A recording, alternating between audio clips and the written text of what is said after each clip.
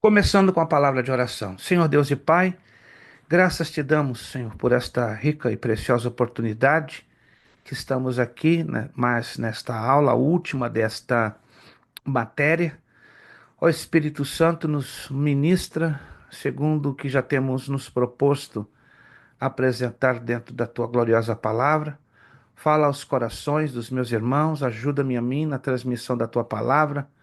Recebe a nossa oração, perdoa os nossos pecados, nos dá a tua bênção, a tua graça, nos orienta, nos guia em tudo. Pedimos que a tua misericórdia conosco seja, também com os alunos que eventualmente não poderão estar, alguns já avisaram, outros não, mas que tu possas ajudá-los, sustentá-los, dar-lhes a vitória que necessitam e precisam. Obrigado, Senhor Deus, pela oportunidade que me é dada. Obrigado que tu tens me sustentado no meio de lutas, tormentas e dificuldades. Estamos aqui avançando, lutando para vencer e conquistar no poderoso nome de Jesus. Entregamos esta aula. Também pedimos que teu servo Kleber Tomás da Silva seja abençoado ali na sua aula também, que teu Espírito nos em tudo nos guie e nos oriente. Muito obrigado, oramos agradecidos no bendito nome de Jesus Cristo. Amém e amém. Amém. Maravilha. Só para descargo de consciência e confirmação, irmão Wilson, eu acredito que esta já é a sua última matéria. Confere? Então já o senhor já fecha o médio. Se o senhor se animar, na próxima matéria, que começaremos no dia 13 de maio, será o bacharel. Se o senhor se animar. Se o senhor não se animar, para por aqui e a gente trabalha aí no fechamento dos seus documentos, perfeito? Depois conversa comigo em off. Se o irmão continua. Se o irmão não continua, tá? Então, com muita alegria, queremos avisar que nosso irmão Wilson Fernandes está fechando hoje o curso médio em teologia. Meu Deus, ó, é isso aqui. Não foi fácil, não, né? E nós, igual o nosso irmão João Paulo, né, fechou conosco o básico no presencial aqui em Orlando, né, no tempo que estivemos aqui ministrando na igreja dele, na ADK Kemuel. E hoje temos a alegria de fechar com o nosso irmão Wilson, né? Então, mas se ele se animar, né? Se ele tiver aí a labareda do fogo, da fome e da sede da palavra, não estou dizendo que ele não tenha, mas se ele se animar a ir para o bacharel, então ele vai depois conversar conosco em off e a gente então vai preparar a mudança do registro dele para a turma do bacharel com a nova matéria, né? Que vamos anunciar no transcurso dos próximos dias. Boa noite a todos, a paz do Senhor. Bom rever a todos vocês, irmão Kleber, o William, Renato. Tô feliz ver o teu rosto, Renato. Não tô, sem demagogia, Renato, sem demagogia, sem palavras. Já, o que tivemos que conversar, já conversamos. A mensagem já foi dita, então estou feliz. Quando vocês se ausentam, quando um de vocês estão ausentes por aí, bem razões, eu fico realmente perdido. Não é que eu seja, como diz minha esposa, não é que eu seja querer ser paizão dos alunos, né? Já sou paizão pro meu filho, né? É complicado eu ser paizão para os alunos, mas eu tenho esse sentimento paternalista, né? Eu vejo vocês, cada um de vocês, muito importantes, e quando há a ausência de alguns de vocês, por alguma razão, eu fico sinceramente desconsolado, mas porque somos família, né? Encaro vocês com uma família e como uma família a gente se preocupa um pelos outros. Estou ali feliz por meu irmão Robson, mais jovem, mais bonito, né? Pai de dois filhos bonitos, não tem como me comparar, né? O irmão Robson está sempre subindo e eu estou sempre baixando. E nosso irmão João Paulo, né, que estamos tendo a alegria de tê-lo de novo conosco, né, nos aguentou no curso básico, né? A prova que ele está nos aguentando está aqui de novo. Se não aguentasse, ele já teria partido para um outro curso com outro professor mais simpático e melhor do que eu, e com toda certeza. Mas graças a Deus, obrigado, irmão João Paulo, pelo seu voto de confiança, e a nossa irmã Bernadette, que ele está na cidade, se não me engano, Vila Velha, no estado do Espírito Santo. Bom, hoje nós temos a correção, se não estou enganado, da revisão geral, ou temos ainda os exercícios. Eu acredito que temos ainda. Vitória, obrigado, irmã Bernadette. Minha cabeça está em Vila Velha, não sei por quê. Acho que é por causa do chocolate caroto, que ainda não fizeram sem açúcar, né? Pensa no chocolate que eu gostava de consumir. Hoje eu não posso nem por sonho. consumir chocolate com doce. É, nós temos ainda os exercícios ou já corrigimos todos? Alguém me faça lembrar, por favor? Já corrigimos todos? Ou é só a revisão geral que falta?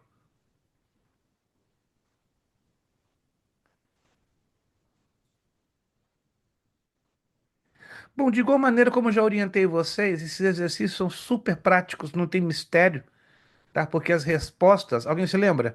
As respostas estão sempre na questão seguinte. É só você ter atenção nas palavras em negrito.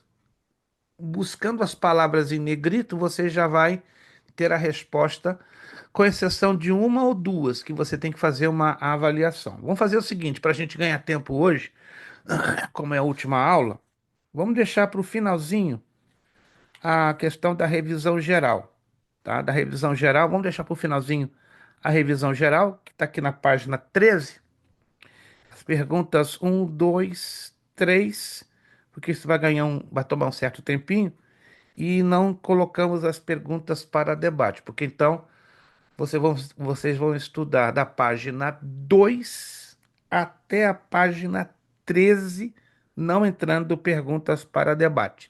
Então, no finalzinho da aula, a gente então separa 10, 15 minutinhos para corrigir então a revisão geral. Os demais é muito fácil, não tem mistério nenhum, tá? Vão ser 10, 12 questões. Não vai passar de 12 questões, né, que eu vou selecionar de toda a trajetória dos exercícios que estão entre a página 2 a 13.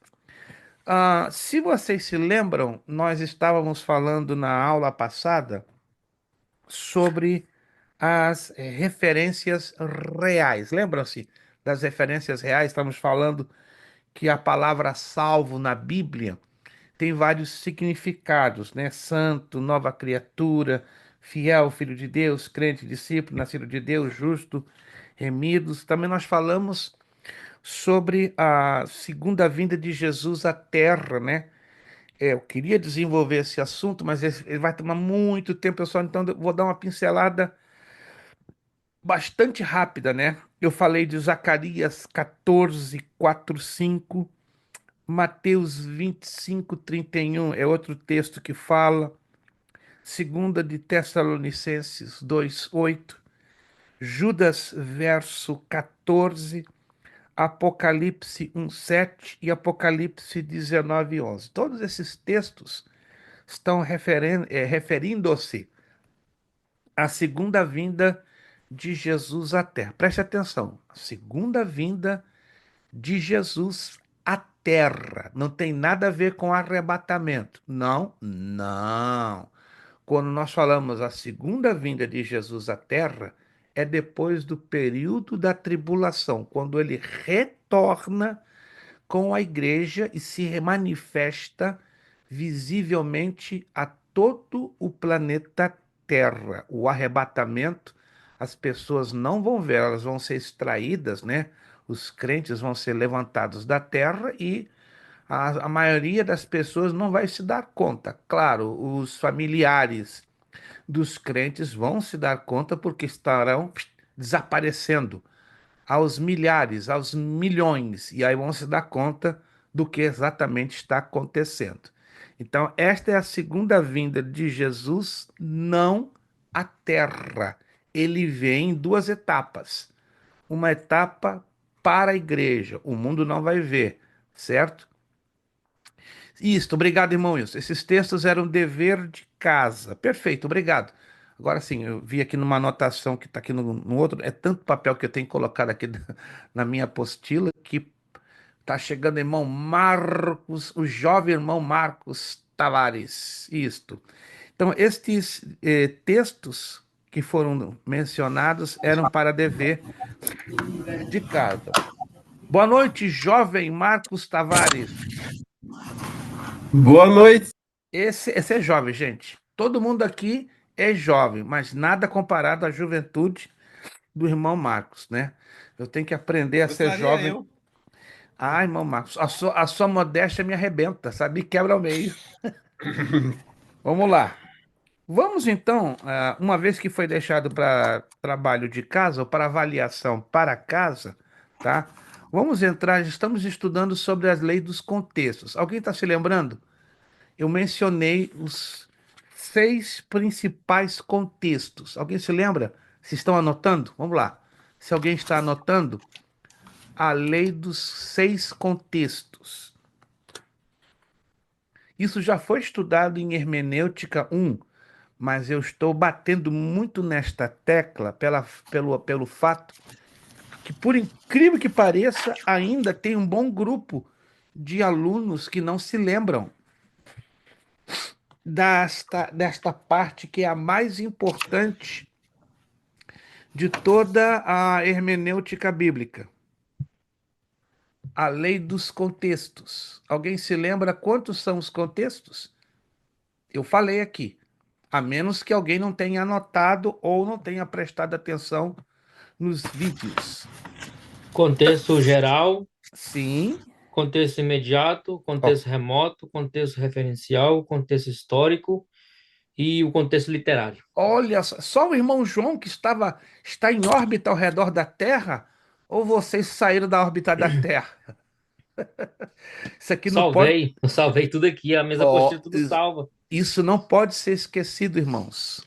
Estamos estudando um pouquinho, relembrando, né, porque isso já foi estudado em Hermenêutica 1, a lei dos 6 contextos. Está ali, irmão Agrimar, está com o planeta Terra atrás dele, né? Porque ele veio lá das regiões celestes. Aí ele está baixando na Terra devagarzinho, olha lá. Olha o sorriso do homem, né? Teve lá no trono, aos pés do trono de Deus, e o homem não fala nada, né? Nos deixa aqui a fazer isso aqui, ó. Ó, ele foi lá no céu, tá descendo para a terra. Seja bem-vindo, irmão Agremar.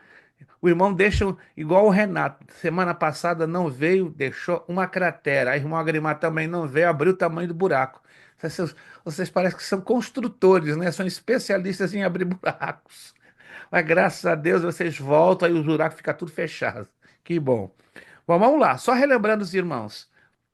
Não está na apostila de Hermenêutica 2, mas já é a matéria, ou já foi estudado em Hermenêutica 1, não é? A lei dos 6 contextos. Eu vou repetir, se você não anotou, valeria a pena anotar, e eu até vou fazer uma postagem mais adiante para você ter anotado, para quem não anotou, né? São 6: o contexto geral, o imediato, o remoto, o referencial, o histórico e o literário. Nós já falamos um pouquinho de cada um deles, agora vamos falar do contexto que é considerado um dos mais importantes, que é o contexto histórico. Por que ele é considerado um dos mais importantes? Quando você lê a Bíblia, você é obrigado a considerar o pano de fundo histórico. O que está acontecendo ali? Tem a ver com a época, tem a ver com a cultura, tem a ver com a ocasião e com o propósito original do texto que se estuda. Por exemplo, vamos abrir aqui nossa Bíblia em Ageu capítulo 1, versículo 4. Vamos fazer algumas observações bastante sérias. Eu sugiro que você anote, porque esta parte que eu estou falando, ela é importante e não consta da apostila. Ageu capítulo 1, versículo 4. Um livrinho pouquíssimo estudado, você sabia? É um dos livros da Bíblia que é bem pouco estudado.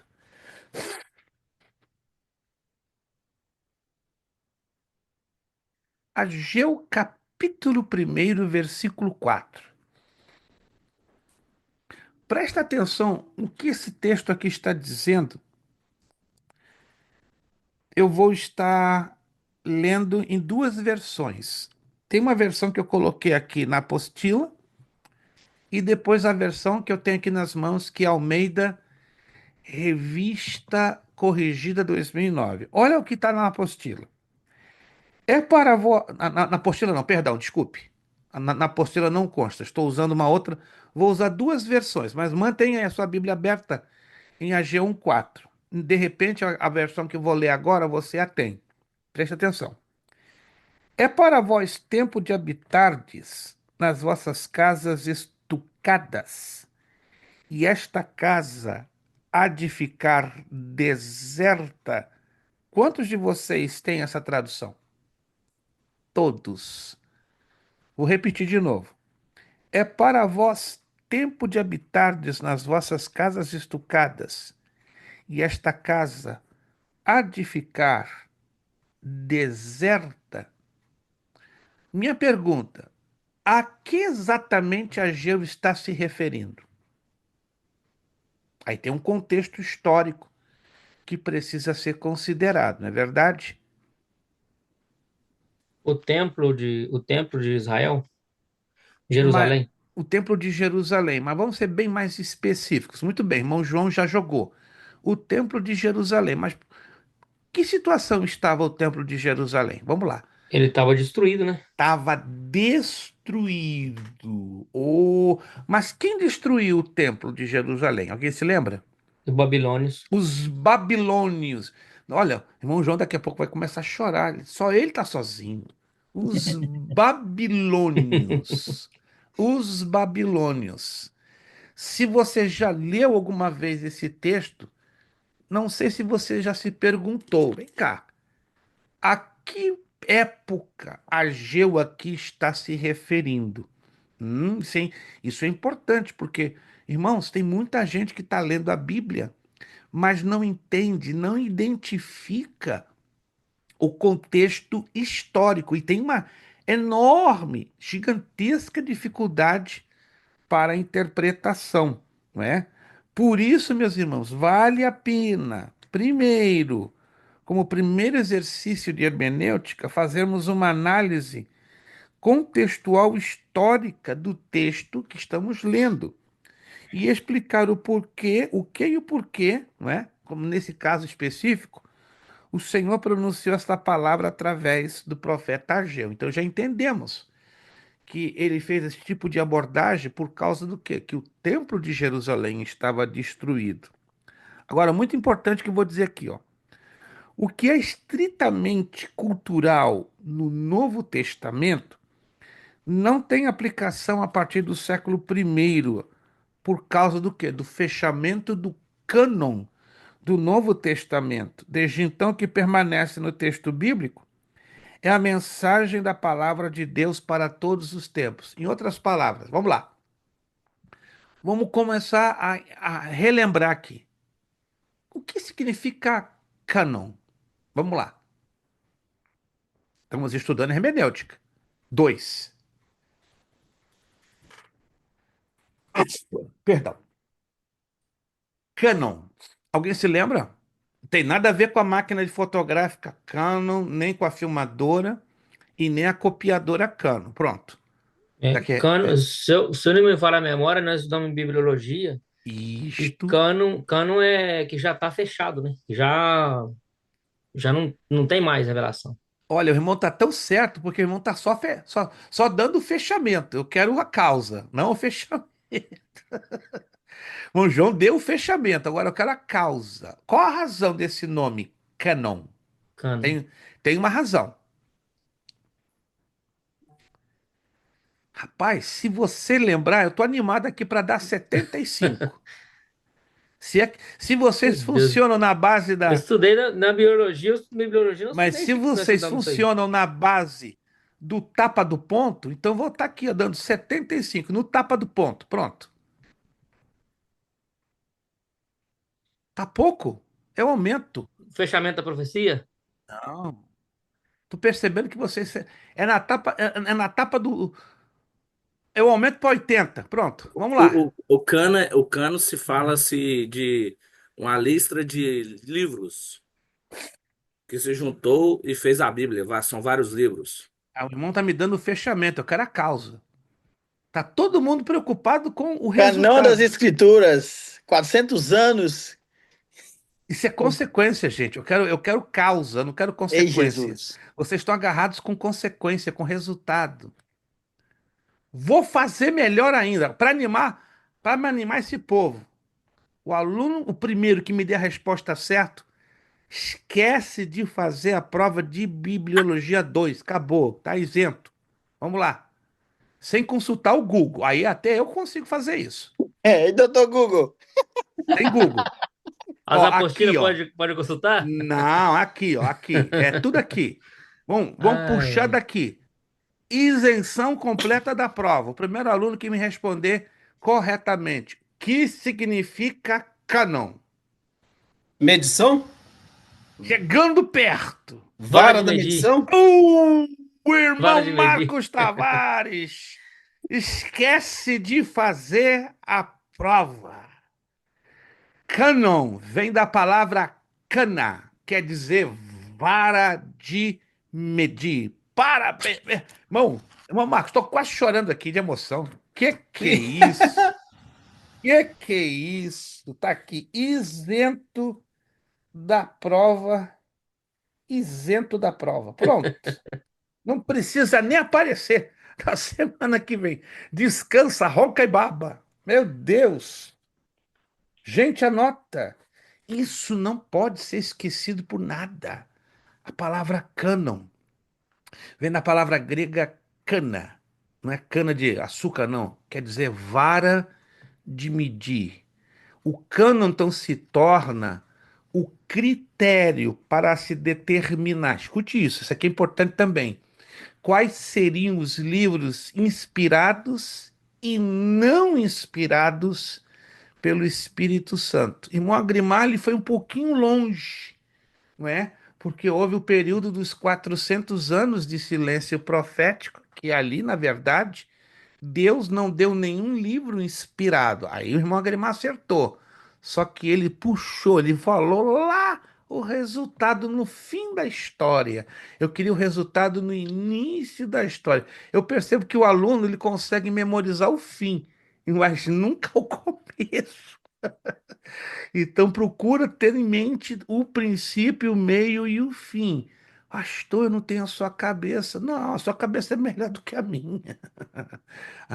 Fale comigo, irmão Marcos. Professor, foi um conselho de pessoas, de teólogos que definiu isso? Como que foi? Sim, o irmão se lembra, o cânon começa a ser definido depois da morte do apóstolo João. Houve outros concílios, né?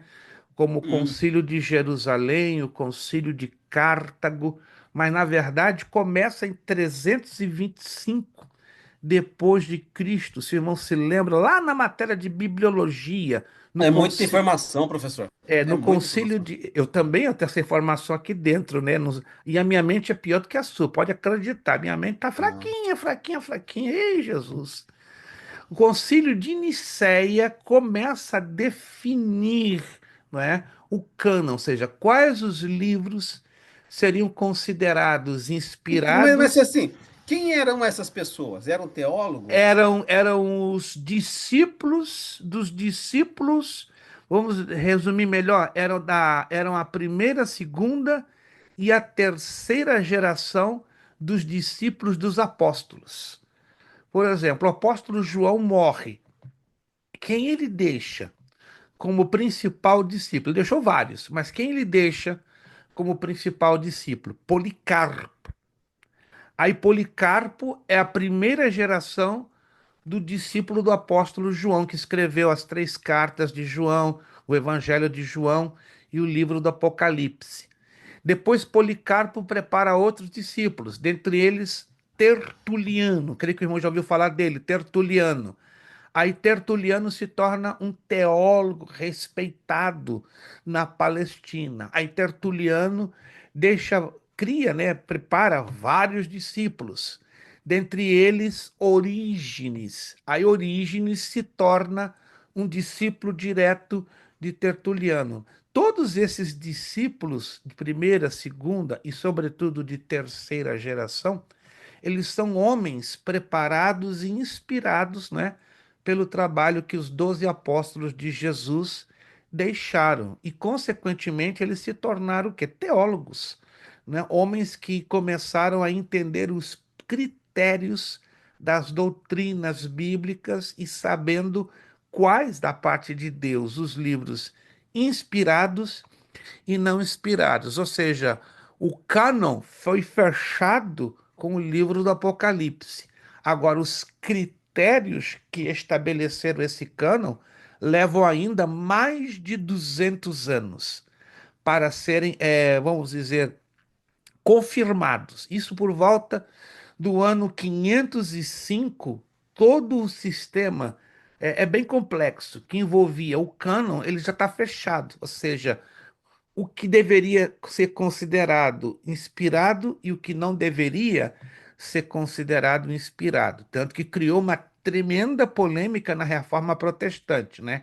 A Reforma Protestante deixou claro quais eram os livros canônicos e os livros apócrifos. Mas depois, em 1546, no Concílio de Trento, um concílio que a Igreja Católica preparou para ir contra a reforma, dentro da Igreja Católica teve uma discussão. Peraí, tem mais 7 livros que nós não consideramos canônicos. Da mesma forma, nem os judeus e nem os protestantes. A esses outros adicionais 7 livros foram chamados de deuterocanônicos. E curioso, quem aceita os deuterocanônicos? A Igreja Católica do Oriente, cujo patriarcado era a cidade de Istambul, antiga Constantinopla. Então, a Igreja Católica Romana, anote isso, aceita os apócrifos, os 7 que foram adicionados. Mas a Igreja Católica Apostólica Oriental, né, do Patriarcado de Istambul, além dos apócrifos, ela aceita os deuterocanônicos, ou seja, 7 mais 7, 14. Mas nós, os cristãos, só aceitamos os canônicos, os 39 do Antigo e os 27 do Novo. Entendeu? A Igreja Católica Romana acrescenta os apócrifos, mais 7. Mas a Católica Ortodoxa Oriental, em cima dos apócrifos, que são 7, acrescentam mais 7. Fica uma confusão doida, louca, totalmente louca. Por isso que na maioria das Bíblias católico-romanas você não vai encontrar os deuterocanônicos, você vai encontrar os apócrifos. Já se você vai numa livraria e procura, eu quero uma Bíblia que tenha os apócrifos e os deuterocanônicos, você vai encontrar, mas é difícil e é carinha. É uma média de 120, US$ 130. E aqui atrás eu tenho 8 Bíblias que têm o conjunto completo, né? Tanto os deuterocanônicos como os apócrifos. Conseguiu E eles entender? acabam servindo como histórico, né? Os deuterocanônicos têm somente 2 livros históricos, somente 2. O resto é tudo fantasia, mitologia. São até mais absurdos, muito mais absurdos do que os apócrifos. Os apócrifos também só tem 2 que são considerados históricos, que são o primeiro e segundo livro de Macabeus. Mas os deuterocanônicos, se um dia eu puder mandar um PDF para o irmão ou para os alunos, caso queiram, são mais absurdos em relação ao conteúdo. Os apócrifos já são um disparate. Quando você lê um deuterocanônico, é muito doido. É muito louco, né? Por exemplo, o livro de Enoque. O livro de Enoque é um deuterocanônico, não é um apócrifo, porque nem a Igreja Católica aceita o livro de Enoque. Oh, interessante, mas o livro de Enoque é aceito pela Igreja Católica Oriental, né? Do Patriarcado de Istambul. O terceiro, a terceira carta aos Coríntios é deuterocanônica. A listinha é um total de 7, só para vocês entenderem bem. Todos conseguiram entender a diferença de apócrifo para deuterocanônico? Ou eu falei rápido demais? Não, perfeito.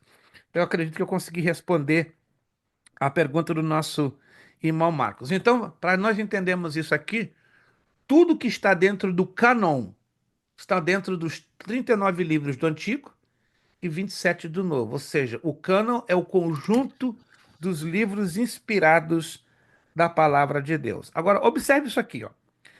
O que tem significado um determinado texto bíblico para os primeiros destinatários e qual é a aplicação desse mesmo tempo aos tempos nossos e à nossa vida que hoje vivemos? É importante explicar o seguinte, preste atenção. Eu creio que eu já falei isso, mas não é demais. Nem tudo que está escrito no Antigo Testamento tem validade para dentro do Novo. Alguém se lembra que eu já falei isso? nem tudo que está escrito no Antigo Testamento tem validade para o Novo. Alguém se lembra quais seriam os três? São três critérios. Três critérios para você dizer o que está no Antigo Testamento é definitivamente válido no Novo Testamento. Alguém se lembra dos três critérios? Eu já falei sobre isso. Se você não veio à aula, mas infelizmente não assistiu o vídeo, tá a desejar, tá pendurado. Vamos lá. Alguém se lembra? Gente, eu tô querendo dar ponto, tô querendo ajudar vocês, mas vocês não sei se tomaram hoje a dose diária de Red Bull.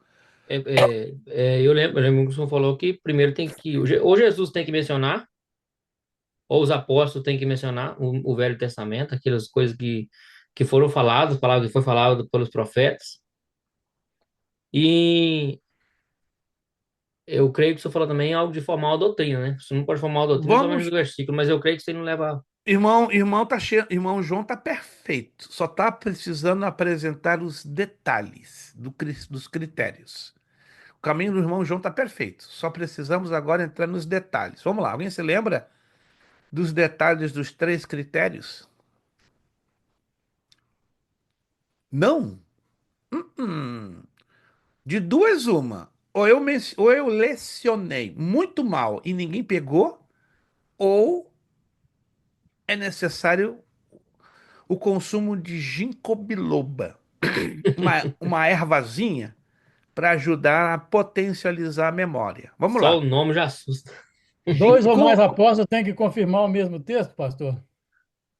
Tá chegando lá, tá chegando lá. Então vamos rápido. Jesus, dois ou três apóstolos, confirmando os textos. Vamos chegar lá então. Vamos lá então.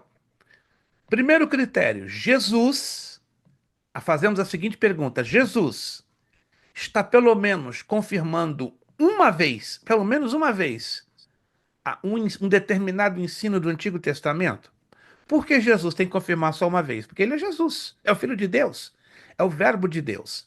Então, se Jesus confirma um ensino do Antigo Testamento para dentro do Novo, pelo menos uma vez, é válido, então, aquele princípio ou ensino do Antigo para dentro do Novo. Tá anotando aí? Se não tá anotando, tá perdendo uma oportunidade tremenda.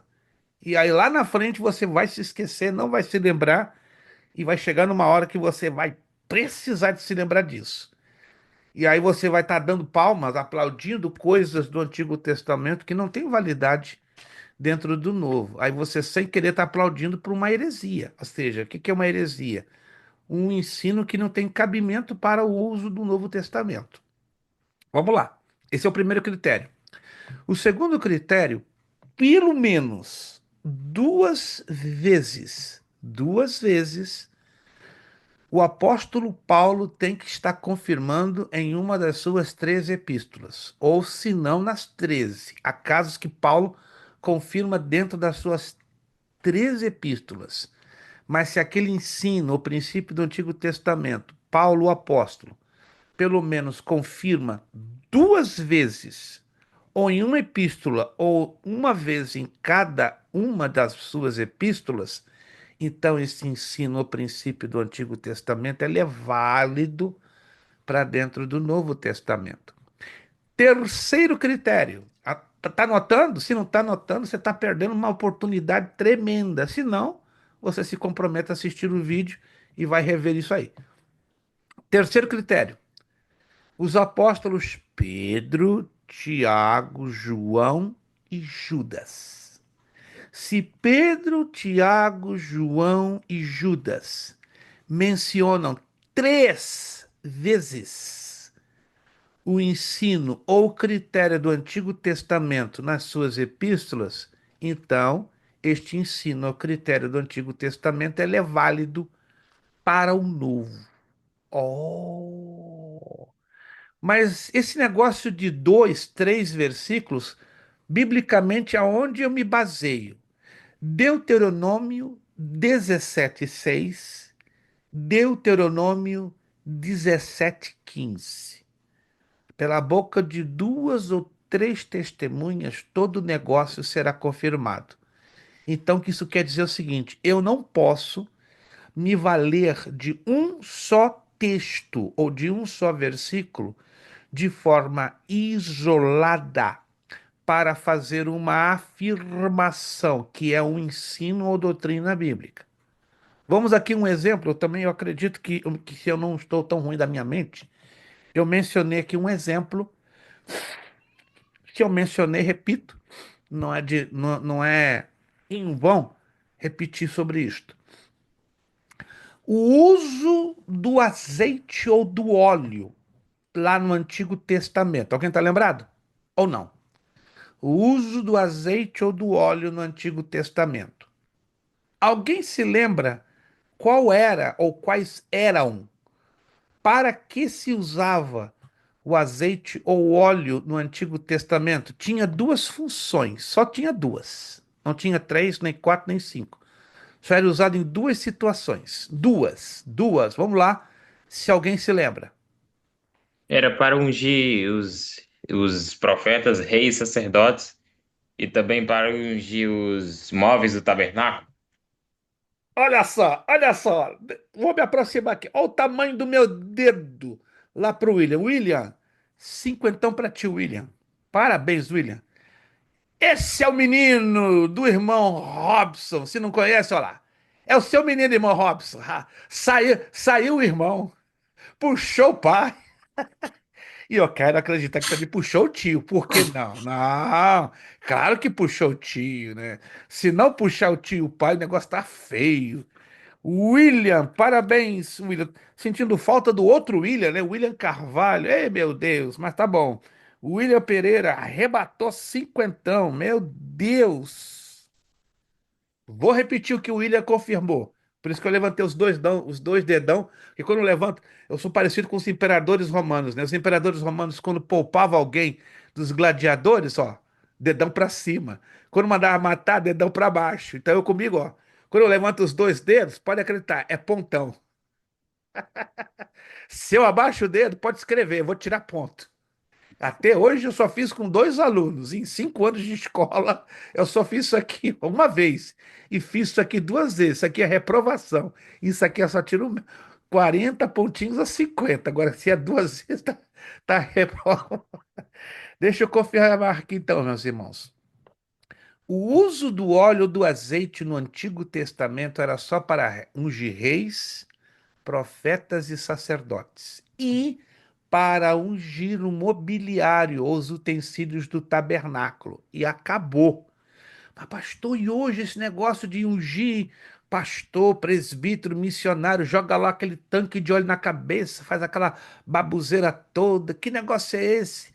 E aquele povo que está ungindo casa, ungindo carro, ungindo isso, ungindo aquilo, está fora da Bíblia. É pecado? Não. É um desvio bíblico. Nem todo desvio bíblico, repito, é pecado. Mas todo pecado nasce aonde? Num desvio bíblico. Oh! E nesse caso, se você conhece, como eu já conheço, eu conheço, igrejas que é um negócio impressionante. É unge carro, é unge vaca, é unge gato, é unge cachorro, é unge BMW, é unge Jeep. Pastor, vem ungir os meus gatos. Não vou fazer isso de jeito nenhum. Vem ungir o meu Jeep. De jeito maneira. Ah, por quê? Moisés ungiu os móveis do tabernáculo. Se eu ungir o teu carro, você vai perder para Deus.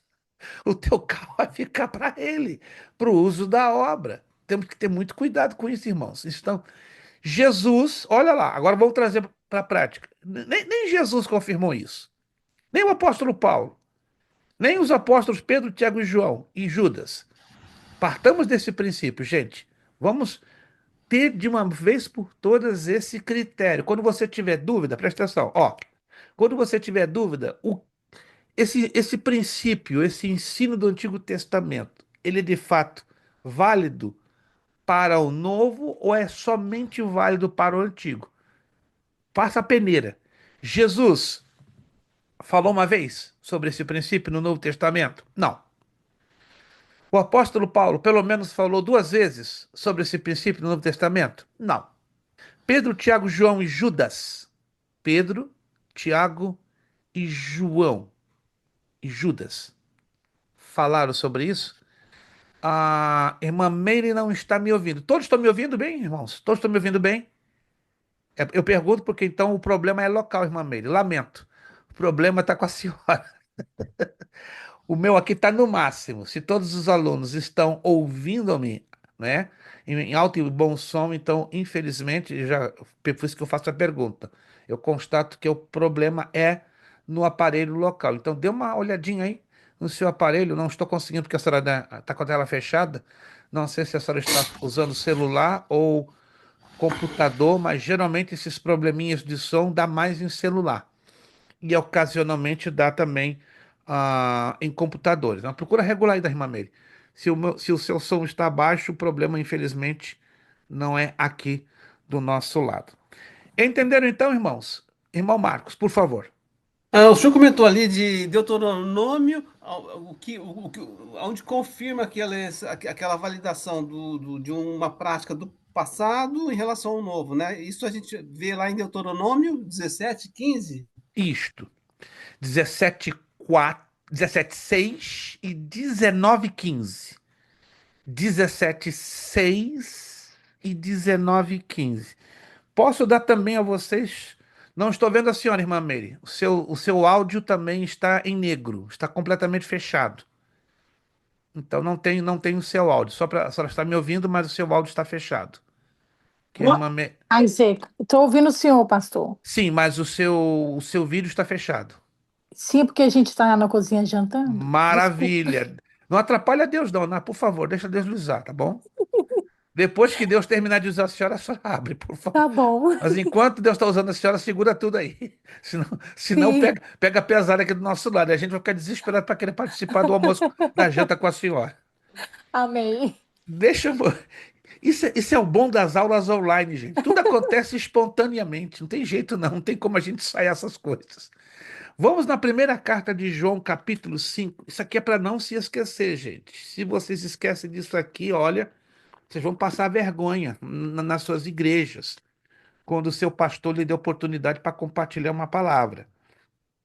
Primeira carta de João, capítulo 5, versículos 6, 7, 8 e 9. É o princípio, o mesmo princípio de 2 e 3 que está dentro do Novo Testamento. Primeira carta de João, capítulo 5, versículos 6, 7, 8 e 9. Presta atenção. Versículo 6, primeira carta de João, capítulo 5. Este é aquele que veio por água e por sangue, isto é, Jesus Cristo. Não só por água, mas por água e por sangue. E o Espírito é o que testifica, porque o Espírito é a verdade. Agora, observa os detalhes aqui a partir do versículo 7. Porque três são os que testificam no céu: o Pai, a Palavra e o Espírito. E estes três são um. Versículo 8.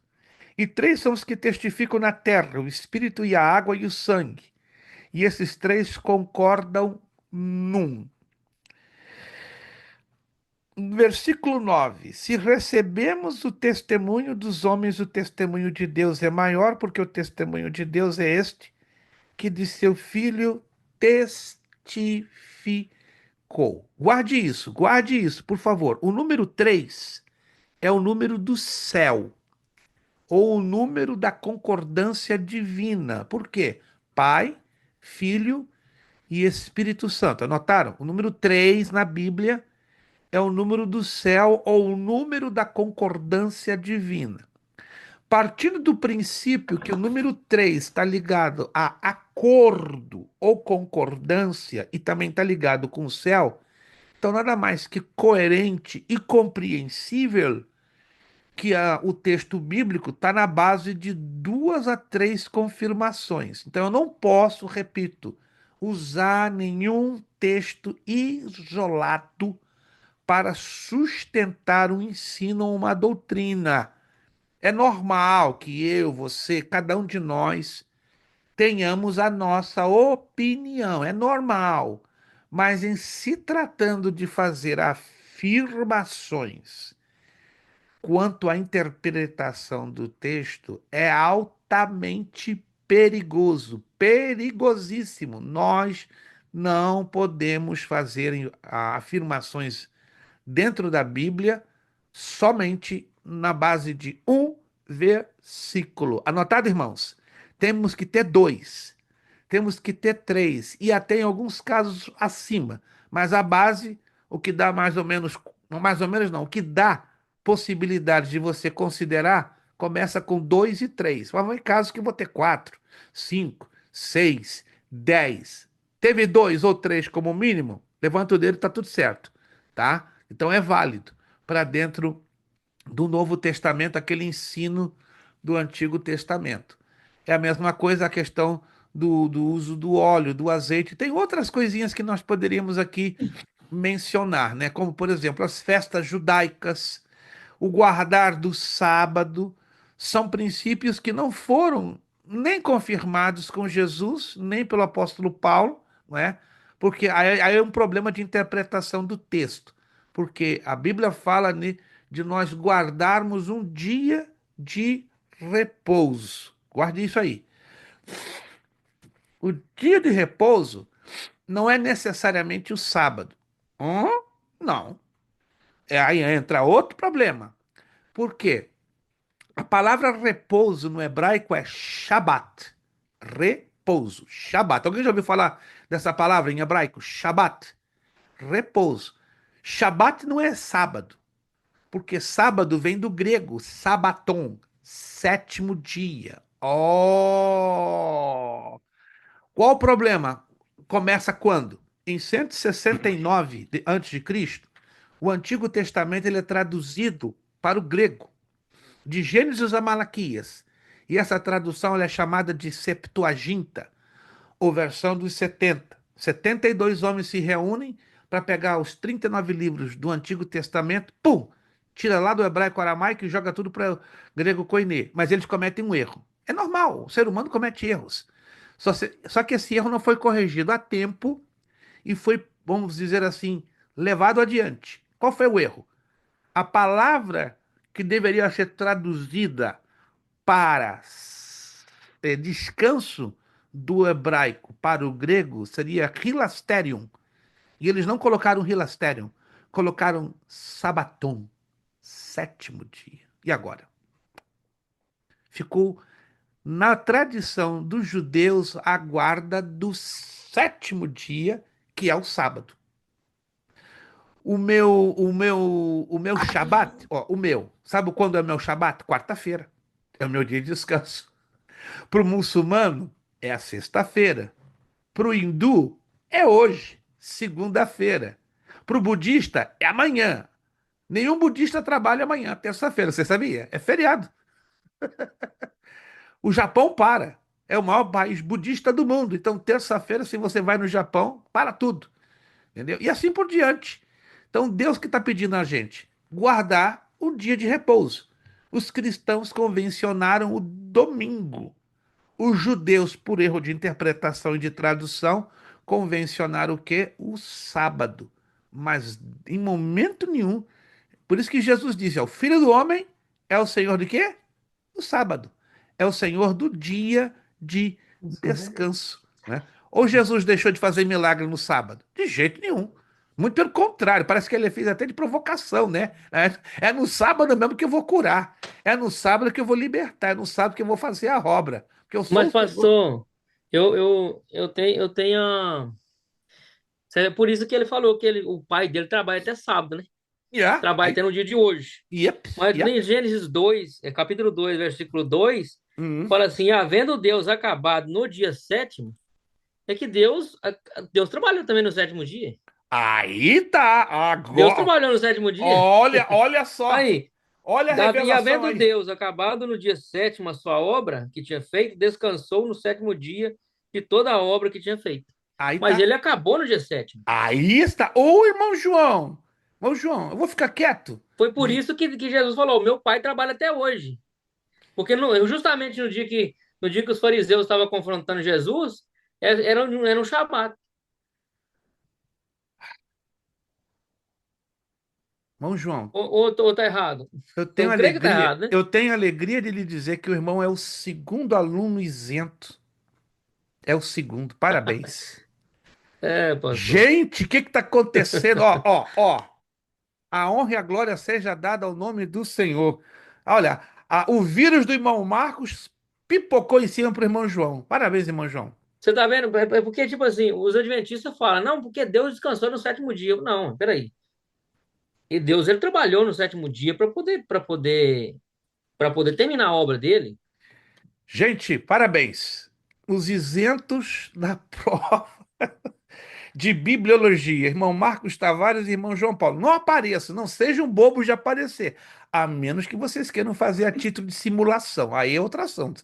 Mas não vai Eu, valer nada. eu vou aparecer, eu preciso aprender mais, pastor. Não dá pra ficar só na base, não. Tem que aparecer. Vocês entenderam o que o irmão João trouxe? Isso aí é uma revelação que está escrita. E parece que a maioria de nós não percebemos isso.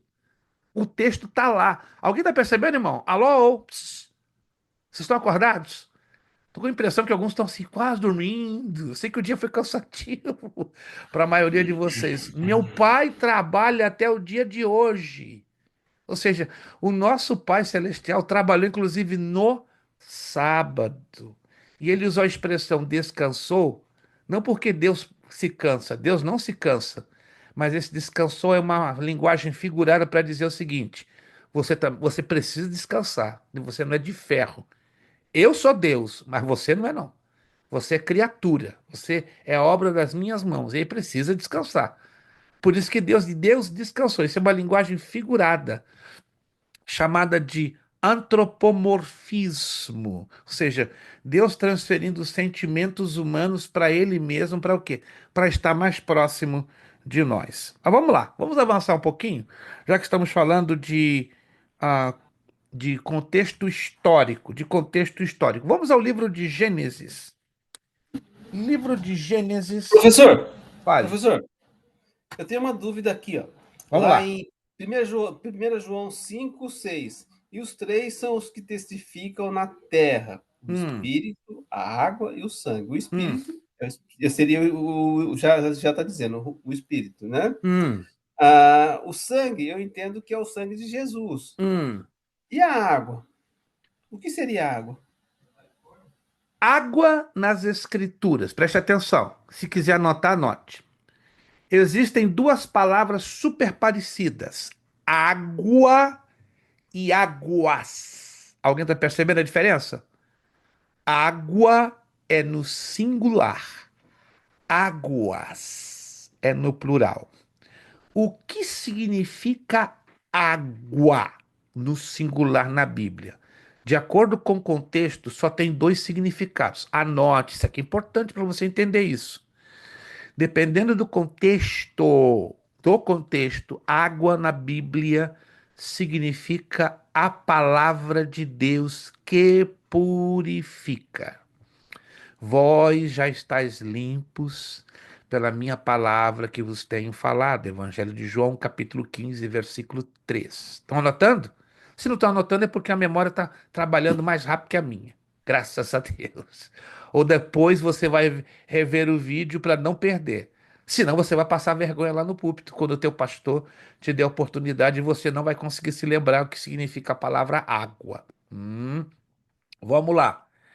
De acordo também com o contexto, água aponta para quem? Para o Espírito Santo. Então, de acordo com o contexto. O que é o contexto? Os versículos que vêm antes e os versículos que vêm depois. Acostume-se, nunca interprete um texto nem sozinho, mas lance mão dos contextos. Aí entra o quê? O contexto imediato, que são os versículos antes e 5 versículos depois. Aí, de acordo com o contexto, você vai descobrir. Bom, aqui, esta palavra água está se referindo a quem? Ao Espírito Santo. Não, a palavra água aqui está se referindo a quem? A palavra de Deus. Agora, águas, anote aí no plural, refere-se a quê? Povos, tribos e nações. Povos, tribos e nações. Águas ou mar também. Pode ser águas ou mar. Mar. Quando você lê na Bíblia mar, está se referindo também a povos, tribos e nações. Mulher. Vamos continuar nesse mesmo ritmo que eu vou voltar ao contexto histórico. Quando você lê na Bíblia sobre mulher, qual seria as duas aplicações básicas na Bíblia quando você lê na Bíblia sobre mulher? Quando não é a aplicação literal, quando é a aplicação figurada ou simbólica. Vamos lá. Alguém se lembra? Na Bíblia tem dois significados. Quando não é literal. Tem textos que você lê mulher, é a mulher, ser humano, sexo feminino. Mas quando não é literal, ela é figurada ou simbólica e aponta para duas coisas. Vamos lá, se alguém se lembra. A igreja? Israel? Israel. Uhum. Israel. A mulher nunca é perfigurada ou tipificada na pessoa da igreja. Nunca. Ou é Israel, ou é a meretriz, a grande Babilônia, a Igreja Católica Romana. Anote aí. Só tem duas aplicações para mulher na Bíblia quando não é literal, referindo-se ao sexo feminino. A primeira aplicação é a nação de Israel. Aí você descobre pelo contexto. Você está lendo o contexto? Epa, aqui está se referindo a Israel. E pelo contexto você vai descobrir que mulher está falando de quem? Da grande Babilônia, da prostituta, da meretriz, da Igreja Católica Apostólica Romana. Isso aí é importantíssimo. Eu tô cansado de ver o obreiro passando vergonha no púlpito quando está ministrando, quando o pastor dá a oportunidade, quando chega nessas abordagens, se perde, porque não consegue dar a correta interpretação. Alguém está me entendendo, gente? Como isso aqui é importante, meus irmãos, pelo amor de Cristo. Vocês estão no médio em teologia. Eu até hoje, em anos, eu só rebaixei 5 alunos do médio para o básico. Rebaixei. E acredite, eram obreiros, eram diáconos, 2 diáconos, se não me engano, um evangelista e um pastor. Ficaram bravos. Que isso, pastor? Só estão me rebaixando? Ué, você está esquecendo do básico em teologia? Que negócio é esse? E eu cobro, irmãos, carinhosamente, mas eu cobro. Que se vocês chegaram aqui, ó, no médio, é porque vocês fizeram isso aqui. Vocês fizeram isso aqui. Para passar para o bacharel, tem que fazer isso aqui, ó, como o irmão Wilson. Ó, fez isso aqui. Só Deus, ele e eu sabemos como ele fez isso aqui, ó, para passar agora para o bacharel. Eu sei que tem escolas teológicas que deixam os alunos passar à vontade, mas aqui, que não é o nosso caso, porque eu tenho uma consciência com Deus. Não exijo demais, mas eu peço o quê? Um pouco mais de leitura. Um pouquinho mais de leitura, um pouquinho mais de dedicação, a gente chega longe. E como chega longe, irmãos? Vamos então voltar à questão do contexto histórico. Vamos lá. Isso aqui é importante, importante, importante, importante. Vamos a Gênesis. Livro do Gênesis, se não me engano, deixa eu ver se é o capítulo 23 ou 24. Só um momentinho que eu quero pegar direitinho isso aqui.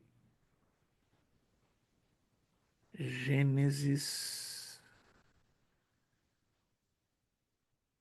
Deixa eu ver aqui se é o 24 ou 23. Só um momentinho que às vezes eu esqueço. Gênesis 31, desculpe. Gênesis capítulo 31. Aqui está se referindo a algo com respeito ao contexto histórico. Gênesis capítulo 31, versículo 34. Quem pode ler para mim, por favor? Gênesis 31, 34. Estou referindo-me agora ao contexto histórico. Vamos voltando ao contexto histórico. Tanta gente lê esse texto e não entende nada. Por quê? Desconhece o contexto histórico. Quem pode ler para mim, por favor? Mas Gênesis. tinha tomado Raquel os ídolos e os tinha posto na albarda de um camelo e assentara-se sobre eles. E apalpou Labão toda a tenda e não os achou. Se nós continuarmos lendo os versículos mais adiante, Raquel estava sentada sobre um camelo. E ela vem com uma desculpa. Pai, perdão. Porque era praxe, era costume, era cultura daquela época que a filha se levantasse diante do pai, porque o pai era o patriarca da família, nesse caso era Labão. Hum?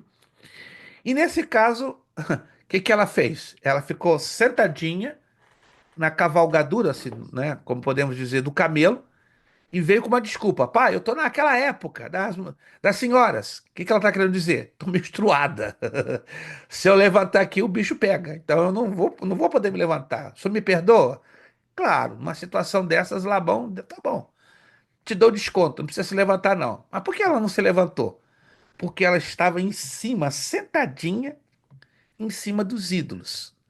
Por que ela fez isso? Primeiro, porque ela roubou os ídolos do seu pai, diz o texto bíblico. E qual a importância que tinha os ídolos para Raquel? Alguém se lembra disso? Alguém já leu? Alguém já estudou? Sim, pelo que eu estudei na escola dominical, esses ídolos aí não eram ídolos de ídolos, como se fosse uma estátua qualquer. Eu lembro da palavra, chama terafins. Exatamente. Terafins é tipo um documento da terra que ele tinha. E por isso que ela pegou. Irmãos, o irmão João já está isento, né? Mas se não fosse por essa, ele já estaria isento de novo. Eu estudei isso na escola dominical já faz 2 anos. Irmãos. Alô? Alguém aí? Não quero menosprezar ninguém, não. Não se sinta mal. Alguém aí tem escola dominical na sua igreja? Alguns não levantaram a mão, porque não tem escola dominical na minha igreja. Tá mal o negócio. Mas pelo menos tem culto de ensino na sua igreja. Concorda? Se não tem escola dominical, tem culto de ensino. Mas, pastor, nem na escola dominical, nem no culto de ensino, jamais isso foi ensinado. Eu vou discordar um pouquinho de você. Talvez você não estava presente nessa lição, ou da escola dominical, ou do culto de ensino. Aí vem um obreiro e usa esse texto fora do contexto. Irmãos, faz uma bagunça, uma confusão violenta.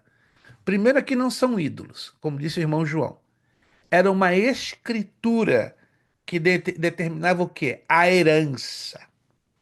Oh! A mulher, escute, naqueles tempos não tinha direito à herança, era só o homem.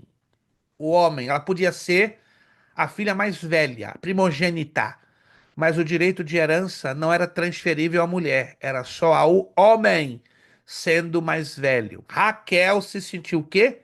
Injustiçada, marginalizada. Então o que é que ela fez? Uma trapaça. Claro, roubou os documentos de herança. Diz, agora, com esses documentos, eu sou proprietária em vida da herança de meu pai. Pode meu pai me deserdar. Mas, ó, com essa documentação aqui, eu vou ter o quê? Dinheiro. Eu vou ter terras. Eu vou ser uma mulher rica. Engraçado, né? Que depois desse fato que está aqui registrado em Gênesis, tá ali, ó lá. Ah lá, ô irmão João, irmão João, ô irmão João, irmão João, irmão João, ô irmão João. Irmão João, hoje estava escrito que o irmão João ia ficar isento. De alguma maneira, em algum momento na aula de hoje, ele ia ficar isento. Irmãos, anote isso aqui. Esses ídolos poderiam ser em forma de documento ou em forma de bonequinho de barro.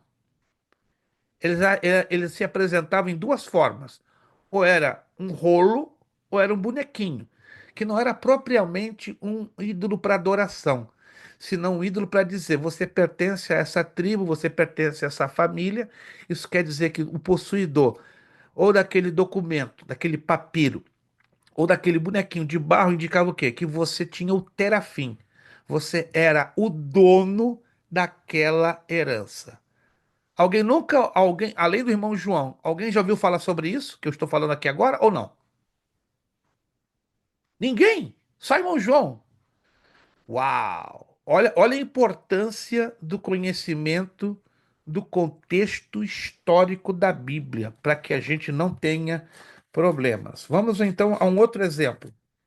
Não, eu vou ter que martelar um pouquinho, porque isso aqui é importante demais, demais, demais. Deixa eu passar aqui para outro exemplo importante. Deixa eu fiz aqui várias. Pastor, Sim, mas é engraçado, na Bíblia o senhor falou que não tinha herança, mas quando o povo de Israel que a mulher não tinha herança, né? Quando o povo de Israel foi repartir a terra prometida, tinham três irmãs que toda a família dela morreu os homens e Moisés prometeu elas que elas iam ter a terra prometida. Aí chegou quando foi Josué, né? hum, Aí teve quando foi repartir, elas não teriam, mas ela foi e levou até Josué e falou assim que, que Moisés prometeu elas que teriam um pedaço da terra. E aí, pelo que Deus, ele consultou Deus também, né? E aí elas conseguiram. sabe qual a razão? O irmão está se esquecendo de um importante detalhezinho Porque eu não do tenho a con- mente do Senhor, né? Não, não se trata inteiramente, é conhecer o contexto histórico. Por Sim, isso não, que mas não. é uma coisa que o senhor falou assim, que é uma coisa que, tipo assim, uma curva que deu na história do povo, né? Porque realmente mulher era desprezada na época, né? Sim, mas vou aqui bater na tecla de novo para o irmão ter isso bem fresco. O contexto histórico ali envolve também o contexto cultural. Procure não se esquecer disso. Todo o contexto histórico na Bíblia está amarrado, está literalmente assim, ó, amarrado à cultura de um povo.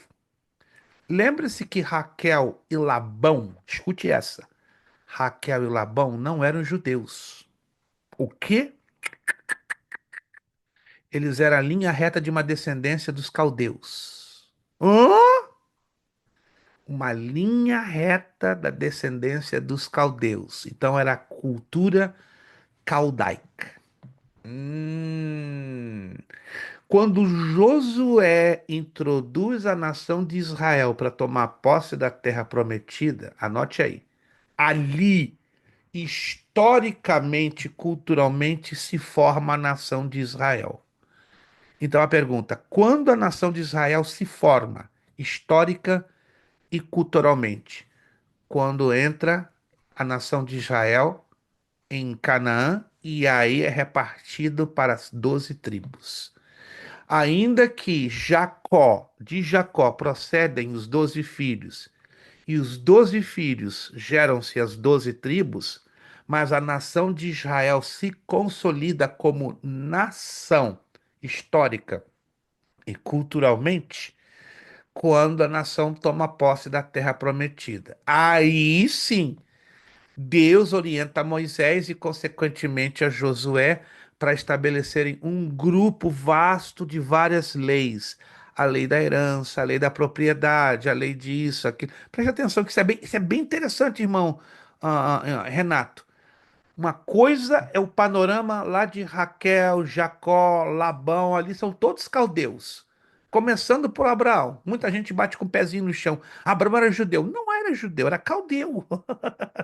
E aí vai. Os hebreus, propriamente ditos, ou judeus, se configuram a partir da entrada do povo na terra prometida. Pronto.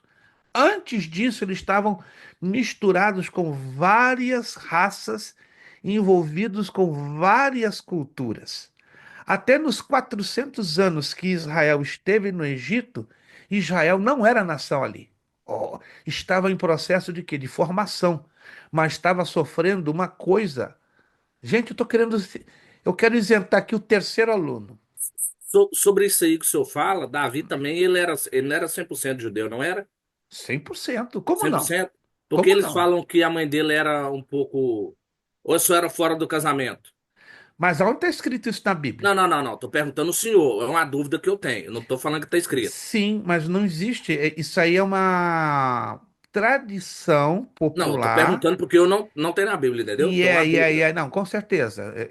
Eu tenho ouvido isso, estou ouvindo isso, estranhamente, Não, desde, o desde, senhor sabe. desde que eu me converti. Eu me converti há 56 anos e eu tenho estado muito assustado, que já são 56 anos que eu ouço isso de ser ensinado, que Davi era filho ilegítimo de uma prostituta. Mas aonde está escrito isso, caramba? Da onde eles Eu tiraram? aprendi assim, eu aprendi dessa Mas da maneira. onde eles tiraram isso, caramba? Não tem nenhum registro, nem bíblico, presta atenção, gente. Isso aqui é sério. Não existe nenhum registro bíblico, e muito menos histórico, que prove isso. Mas da onde veio isso? A única resposta clara que eu tenho é que veio de uma tradição infundada, que não faz sentido. Igualzinho aquela declaração, olha só. Talvez alguns dos irmãos, nós estamos falando de contexto histórico, mas estamos envolvendo a hermenêutica e hoje em dia a gente ouve cada absurdismo no que diz respeito à interpretação correta da Bíblia. Que é uma coisa absurda que pastores renomados pentecostais, mas sobretudo os neopentecostais ensinam, que depois do arrebatamento da igreja, o Espírito Santo vai ser retirado da terra. Alguém já ouviu falar disso? Yeah. Mas aonde está escrito isso na Bíblia? Eles falam que você vai sentir dor e não vai ter o Espírito Santo para te consolar. Não, mas peraí. Mas aonde está escrito isso na Bíblia? Que o Espírito Santo vai ser retirado da terra. É esse texto que eu quero que o camarada me dê. E o camarada não me dá. Não, não. Agora eu vou dizer a vocês qual é o texto que eles usam que não tem fundamento nenhum. 2 Tessalonicenses, capítulo 2. Eles falam disso aí, é porque tá escrito lá, né? Os versículos, mas tá ali no meio do comecinho ali, fala até que aquele seja tirado. Só que ele não tá falando de. Não tá falando de Do Espírito Santo. Espírito Santo. Eu creio legitimamente que aquilo ali tá falando da igreja. Da igreja, gente. Irmãos, já ouviram falar dos predestinados? Então, irmão João Silva, João Paulo estava predestinado a ficar isento. Em algum momento ele ia ficar isento, gente. Estava escrito. Sabe que aquela pessoa está predestinada? Se não foi por aqui, vai ser por ali. Se não foi por ali, vai ser por aqui. Pronto, estava escrito. Então não tinha jeito, meu irmão. Jesus já tinha escolhido. Ó, hoje é teu dia, João Paulo, meu filho. Vamos lá, um texto que o irmão acabou de falar. Gente, a gente está no assunto. Isso é perigoso. Isso me preocupa. E eu estou vendo o obreiro pegando a Bíblia e falando cada coisa que não tem encaixe. É uma coisa impressionantemente absurda. Segunda carta aos Tessalonicenses, capítulo 2. Eu já respeitosamente, com muito respeito, claro, eu jamais farei isso com falta de respeito e nem querendo ser melhor do que ninguém e nem arrogantemente. Eu já chamei, não na frente da igreja porque é falta de ética, mas já chamei a atenção em gabinete de pastor, pastor presidente de ministério grande. Eu falo isso com muito respeito, irmãos. Quando Deus me toma, não quero nem saber, pode ser o Papa das Assembleias de Deus. Com ética, eu chamo lá no escritório e falei, irmão, desculpa, mas o irmão tá brincando com a palavra. Coisa de 8 meses atrás, chamei a atenção de um pastor de um ministério grande em Massachusetts. Ele ficou bravo. Quem é o irmão para me ensinar a Bíblia? Eu não sou ninguém. Mas, por favor, ensine a Bíblia corretamente, com coerência, não com absurdos. Ele quebrou a amizade dele comigo de 17 anos. Porque é o tipo da pessoa que não aprendeu a ser ensinável, espírito ensinável. Hoje está difícil, né? Quando é pastor de igreja, pastor presidente, eu sou pastor presidente. Irmão, pode ser até o anjo Gabriel. Se o anjo Gabriel errar e admitir que errou, isso é nobre. É nobre. Eu não tenho problema, irmãos. Quando eu erro, eu aprendi o seguinte: confesse o seu erro, admita que você errou e lute para não errar. Segunda carta aos Tessalonicenses, capítulo 2, versículo 7. Porque já o mistério da injustiça opera, somente há um que agora resiste até que do meio seja tirado. Aí vem o versículo 8, presta atenção, tem que ler os textos para você começar a conectar os pontos.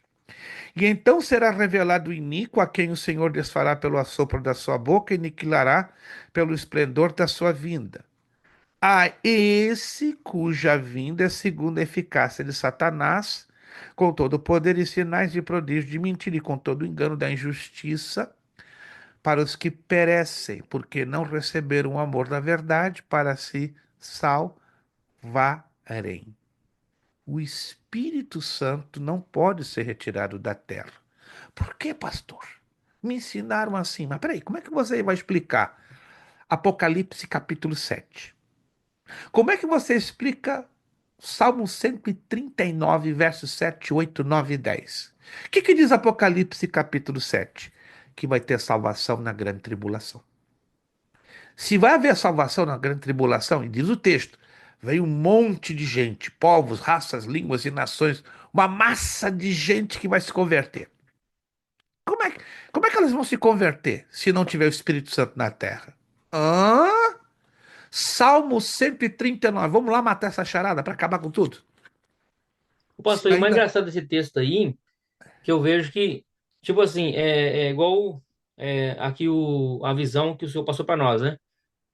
A igreja, ela não vai saber quem é o anticristo, mas ela vai ver a manifestação dele. Porque se a igreja souber quem é o anticristo, a igreja não pode saber quem é a pessoa do anticristo, Hum, mas yeah, ela yeah. vai ver a manifestação dele, ela vai ver a manifestação, não como se diz, né? Do espírito, mas não da pessoa. Da pessoa. Perfeito.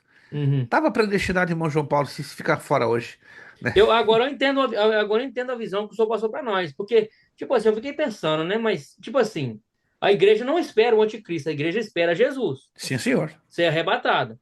Mas a igreja não pode reconhecer quem é o anticristo. Yep. Não tem como conhecer. Mas a É por isso que manifestação, sim. Jesus falou, nem Jesus agora sabe, né? Depois que ele foi Assunto aos glorificado, céus, que ele ressuscitou. ele sabe que o dia que vai ser. Yep. Mas ele mesmo falou, nem os anjos do meu pai, ninguém sabe Hum. quando que vai. Por isso que ele deixou os sinais, para a gente ficar alerta, esperto. Os sinais Uhum. estão aí gritando a todo vapor, e a maioria não está nem aí. Nem aí. Nem aí. Hoje, por exemplo, não sei se vocês estão acompanhando, né? A gente vai dar um pulinho rápido agora em escatologia. Teve um apagão elétrico em 4 países da Europa: Portugal, Espanha, França e Itália. Estiveram mergulhados horas. Até agora, em Portugal, tem quase 1 milhão de pessoas que não têm energia elétrica. Na Espanha, 3 milhões. O que é isso, pastor? Ciberataque? Ninguém sabe até agora. Mas eu posso afirmar algo. Isso foi feito de propósito, não foi uma casualidade, não foi uma casualidade. Número 2, isso é um teste. Da parte de quem? Dos que estão trabalhando por detrás dos bastidores para apoiarem o trabalho do anticristo. Porque imagina, irmãos, o planeta Terra sem energia elétrica, sem internet por 2 dias. Vem o caos generalizado. Porque todos nós dependemos hoje de energia elétrica e de internet, sim ou não? Dependemos. Vamos ser sinceros, dependemos.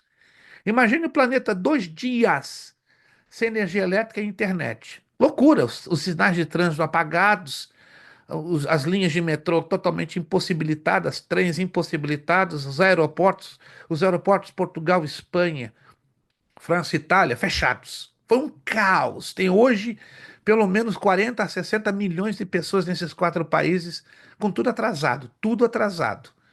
Isso foi um teste, foi um aviso para dizer o seguinte: o anticristo vai fazer uma espécie de shutdown, temporariamente. E quando voltar, ele vai criar um sistema que vai estar padronizando todo o planeta Terra. Isso é só um teste, gente. Se você não acredita nisso, é um direito seu. Mas ele está testando, não é, a resistência do ser humano, porque quando ele realmente entrar para governar, ele vai ter o controle total de tudo. Então É já porque estamos. a mesma paciência que a mesma o mesmo a paciência de poder esperar algo já não tem a mesma paciência. Nós já não Exata, temos a mesma paciência mais. exatamente. Eu mesmo já não tenho a mesma paciência que eu tinha quando eu cheguei aqui. Não é porque o tempo tá passando, não, é porque tá programado para poder fazer isso aí. Porque Yeah, hoje acontece um acidente na estrada, você fica louco. yeah, yeah, Você fica yeah, louco. Não, eu tenho que chegar a tal hora, porque o tempo tá corrido, o tempo tá corrido, tá yeah, corrido. yeah, yeah. E a mente do ser humano tá voando. Por isso que hoje se esquece muita coisa. É É porque tanta informação, vivemos que uma vida esquece. muito, muito estressada. E as coisas vão piorar, irmão. Se você espera que as coisas melhorem, Vão piorar. Mas vamos sair da escatologia, senão a gente fica na escatologia e dá problema. Se você está interessado nesse assunto, né, já avisamos. Vamos ter um live na quinta-feira próxima, 1 de maio, tá? A propaganda não é para mim, não, é para Jesus. Dia 1 de maio, nós estaremos fazendo um live pelo Instagram, das 8 às 9 da noite. Se você gosta desse assunto, está interessado e quer saber o que está acontecendo hoje e nos últimos dias e meses, à luz da Bíblia Sagrada, convida você. Vai lá no Instagram, tá? Já postei lá no grupo. A pastora Érica Neves, daí de Boston, creio que o irmão Wilson, né, que é da área, conhece a pastora Érica Neves, ou já ouviu falar dela. Ela é do Templo dos Milagres, do ex-pastor, que era lá, o pastor Alexandre Silva. Então estaremos, pela bondade e misericórdia de Deus, 60, vai ser pouco. Eu falei, pastora Érica, quando o negócio começar a esquentar, eu vou ter que parar. Pastor, dá o gostinho de quero mais. Ok, então vou trazer tutano para o povo ficar desesperado, vou jogar carne seca e vou provar a luz da Bíblia, né? Quando o povo começar a comer carne seca, vai ficar com a boca salgada e vai querer água. E vai pedir continuação, né? Porque essa é a tática, trabalhar com 60 minutos num primeiro live para termos outros adiante. Salmo 139, vamos lá? Para não nos estendermos, já são quase 10 para as 10. Salmo 139, versículo 7. Para onde me irei do teu espírito, para onde fugirei da tua face? Se subir ao céu, tu aí estás. Se fizer no céu a minha cama, eis que tu ali estás também. Se tomar as asas da alva, se habitar nas extremidades do mar, até ali a tua mão me guiará e a tua destra me sustentará. O que está querendo dizer? O Espírito Santo enche terra, céu, mar e inferno. É Deus, ele é onipresente. Se dissermos que o Espírito Santo vai ser retirado da terra, nós estamos anulando o ensino bíblico da onipresença do Pai, do Filho e do Espírito Santo, que é Deus. Alguém está me entendendo, gente? Cuidado com essas declarações fora de texto e de contexto, dizendo o Espírito Santo vai ser retirado da terra, porque isso é heresia. Deixa eu. Pastor, tem uma pergunta. Faça, por favor. Eu creio que Atos capítulo 16, onde Paulo chega e fala eu creio que os atenienses, né? Hum, Ele está pregando ali para os atenienses do Deus desconhecido. Ele sim. fala uma frase assim: nele vivemos, nele nascemos e vivemos. Eu tenho que ler para saber, eu sei que está lá. Nele vivemos. O que o senhor entende? O que o senhor pode passar para nós disso aí? A- Nele vivemos. Atos capítulo 16. Vamos lá. Para não falar nada fora de contexto, né? Atos capítulo 16. Nós vamos passar um pouquinho do horário, não muitos minutos. Atos capítulo 16. Atos, deixa eu ver aqui, eu abri acidentalmente em Romanos 16. Ok, ok, ok.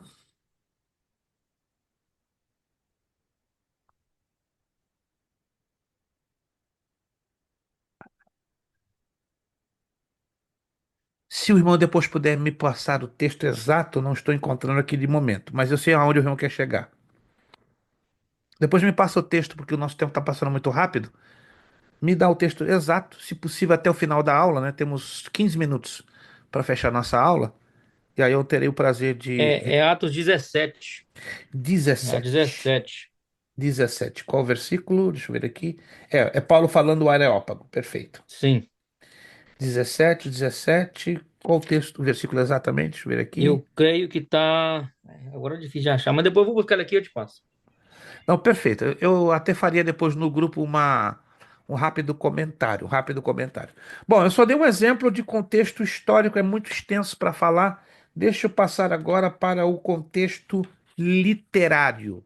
Só rapidamente o contexto literário. Contexto literário. Alguém pode abrir, por favor, João 10:9? João 10:9. Evangelho de João, capítulo 10, versículo 9. É muito extenso falar sobre o contexto literário. Teríamos que ter 3 meses só para estudar os 6 contextos. Nós não temos esse tempo. João 10:9. Quem me encontrar pode ler em voz alta, por favor?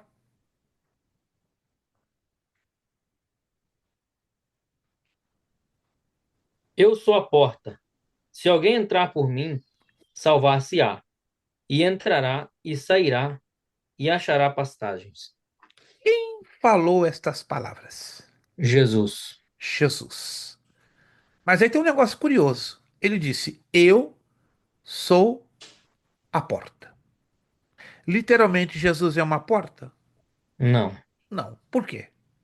Porque uma porta deveria ser feita, ou é feita em geral, né, de madeira, de vidro, de metal, de qualquer outro material. Mas por qual razão Jesus usa essa colocação curiosa? Eu sou a porta. Por qual razão? Vocês imaginam? Tem uma razão. Porque ele é o caminho. Para a gente conseguir a salvação, pastor. Ele é o único meio, é a única Vamos, passagem. vamos estreitar mais a abordagem. Vamos ser bem mais específicos. Vocês, eu já observei, vocês são amantes de dar os resultados. As causas, eu vejo um pouquinho de dificuldade de vocês trabalharem. Vocês são fantásticos para dar os resultados finais. Pum! Mas eu quero a causa. Qual a causa que Jesus usa essa expressão? Eu sou a porta. Porque ele é o pastor das ovelhas. Isso é consequência. Aí no contexto ele está falando, Jesus é um pastor, o contexto Sim, aí, né? sim, mas a irmão está me falando dos desdobramentos. Eu quero saber qual a causa, o que leva Jesus dizer, eu sou a porta. Tem uma razão. Porque ele fala na frente, ó, no versículo da frente ele fala, Ah, o ladrão, não, peraí, não, o versículo 8 fala, todos quantos vieram antes de mim são ladrões e salteadores, mas as ovelhas não o ouviram. Aí fala que ele é a porta, né? O a- ladrão não vem senão a roubar, matar e destruir. Eu vim para que tenham vida, vida da mudança. Eu sou o bom pastor. Ele fala por quê? Porque muitos veio antes dele para dar um falso caminho. certíssimo. Mas ele está explicando os resultados. Ele não está explicando a No causa. sentido figurado, pastor. Isso é para poder de fácil entendimento. Sim, mas qual a causa exata que ele coloca? Eu sou a porta. Ele poderia dizer, eu sou o trampolim. Ele poderia dizer, eu sou a janela. Ele poderia dizer, eu sou o teto. Ele poderia dizer, eu sou o chão. Ele poderia dizer, eu sou a árvore, eu sou a pitanga, eu sou a jaqueira. Mas qual a razão? Qual a causa que ele usa essa Ele tomou expressão? sobre si todos os nossos pecados, pastor. Ele nos livrou da condenação. Isso é resultado, eu quero causa. Eu quero causa. Gente, vocês estão agarrados com resultados. Vocês são lindos para resultados, tem um pouco de dificuldade para causa. Anote aí. Isso é tão básico. Escola Ele dominical. abriu o período da graça. Resultado. Resultado. Vocês são ótimos para resultados. Gente, para resultado, nota 1000.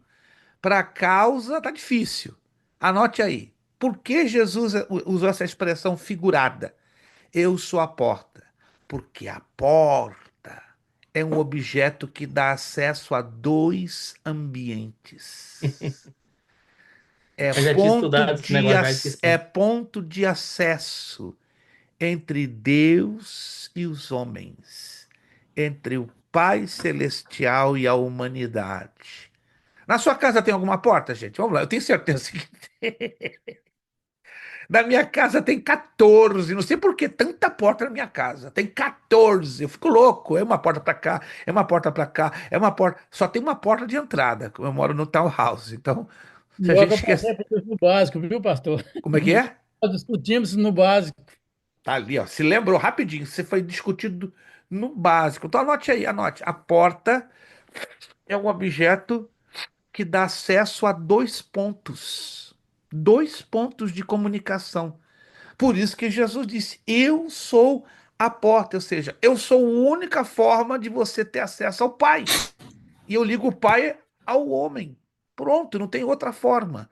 Então aqui é uma linguagem figurada, chamada metáfora. Oh! O que é uma metáfora? Vamos lá. Vamos terminar porque não tem como prosseguir. Eu queria falar do gênero, do contexto literário, queria falar um pouquinho da lei da dupla referência, mas lamentavelmente não tem como. Vamos lá. O que eu tenho aqui na minha mão e nesta outra mão? Consegue enxergar?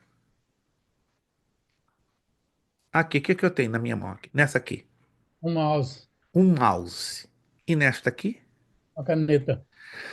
Segunda pergunta, eles são exatamente iguais ou não? Não, não. Completamente diferentes. Mas existe alguma coisa comum entre os dois? Algo que eu vejo em um e outro que posso dizer, esse aqui faz algo parecido que esse faz? Tem Sim, a mesma utilidade. Desculpe. Qual seria essa utilidade? Vamos lá. Escrever. A escrita. Escrita. Não sei se vocês sabem, tem determinados mouses que escrevem. E esse aqui é um deles. Ele não apenas aponta. Esse aqui faz cada coisa de dois, gente. Ele escreve, literalmente escreve. Então é para vocês entenderem o que é uma metáfora. Preste atenção. Se quiser anotar, anota. Se quiser, ninguém é obrigado. Metáfora. Dois objetos ou um objeto e uma pessoa totalmente diferentes, mas que fazem funções iguais ou semelhantes. Isso é uma metáfora. Jesus e a porta não tem nada a ver, concorda comigo? Fisicamente eles não são nada parecidos. Jesus é carne e osso, ser humano, ser vivo, Deus em forma de homem, de carne, e a porta pode ser de pedra, de metal, de ferro, o que seja. Mas eles são parecidos, porque a porta dá acesso a dois ambientes e Jesus dá acesso ao Pai. Perdão, desculpe, a alergia está forte aqui, só um momentinho. Isso é metáfora, tá? Todas as vezes que você ouvir falar de metáfora, a Bíblia está cheinha de metáforas, como por exemplo as parábolas, as parábolas. Para terminar, vamos rapidamente corrigir. A Bíblia fala de parábolas e as parábolas estão cheinhas de metáforas. Qual é a metáfora mais conhecida na Bíblia que é conhecida, aliás, que é conhecida como semente? Qual o significado desta metáfora? Semente. O que significa biblicamente semente? O que? Palavra de Deus. Palavra de Ação. Deus. Cuidado. É normal, é normalíssimo nos nossos cultos escutarmos na hora do ofertório: traga a sua semente aqui no gasofilácio. Cuidado.